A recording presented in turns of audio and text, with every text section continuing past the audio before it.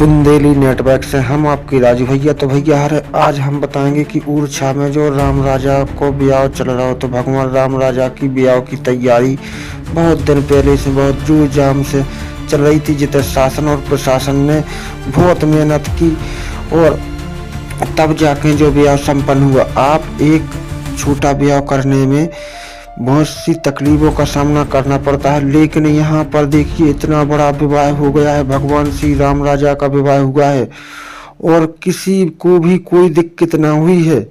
इसलिए भगवान की कृपा सभी श्रद्धालुओं पर बनी रही और श्रद्धालुओं ने बाराती बनकर जो आनंद लिया वो देखने योग्य दृश्य थे।